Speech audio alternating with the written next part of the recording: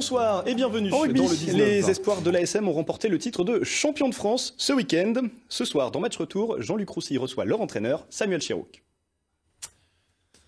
Bonsoir à tous, l'entraîneur de l'équipe espoir de l'ASM sur le plateau de Match Retour, un bouclier de Brennus, le 6e en ce qui vous concerne, on finit par s'y habituer. Elle est banalisée ces boucliers ou il y a toujours cette émotion? Bonsoir. Ouais, en fait, il y a toujours beaucoup d'émotions et encore plus sur le dernier, parce que c'était pas gagné d'avance au départ. Ouais, un groupe pas forcément dominateur. On va voir des images de la remise de ce bouclier sur la pelouse de Cahors. Explosion de joie, explosion de bonheur, parce que ouais, je le disais, c'était pas gagné d'avance face à cette équipe de Pau. Hein. Non, c'est une très très belle équipe de Pau qui, je crois, dans la possession nous a été supérieure. Après, nous, on s'est appuyé sur une grosse défense. On a réussi à les repousser un petit peu dans leur camp, et ce qui nous a été plutôt bénéfique. On va voir des images de vos 4 essais dans cette rencontre pour faire la différence et l'emporter finalement 24 à 19. Bon, avec des joueurs cadres un petit peu qui entourent cette équipe forcément. On pense à Rouault qu'on a vu chez les pros, apparaître chez les pros. Hein. Il y a quelques joueurs comme ça qui amènent leur expérience. Maxence Barjot aussi en deuxième ligne. Ouais, bien sûr. Ça fait aussi partie de la transmission des anciens aux nouveaux. Julien, effectivement, a fait des matchs. Dorian aussi, William.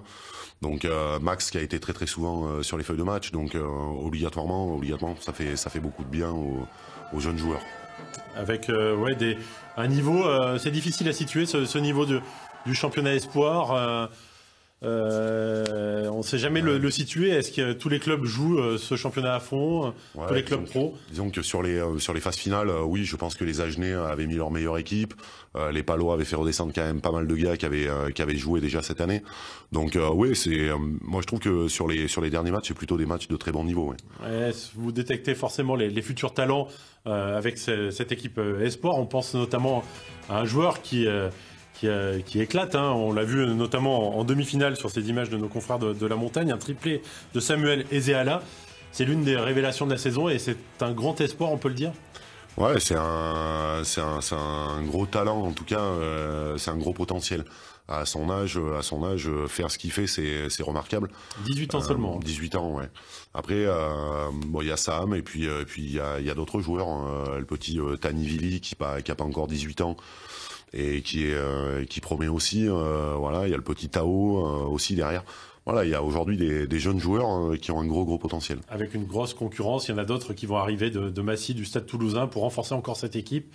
C'est en évolution permanente, c'est ça? Ouais, bien sûr. Il faut toujours essayer d'avoir les meilleurs potentiels français qui puissent alimenter et le centre de formation, mais aussi l'équipe première. Avec peut-être aussi une réforme possible. Est-ce qu'il ne faudrait pas les voir jouer davantage en Pro D2 ou en Fédéral 1 pour qu'ils s'aguerrissent définitivement? Certains vont le faire d'ailleurs, hein, je pense. Ouais, Max Barjot qui va le faire, qui va à Nevers.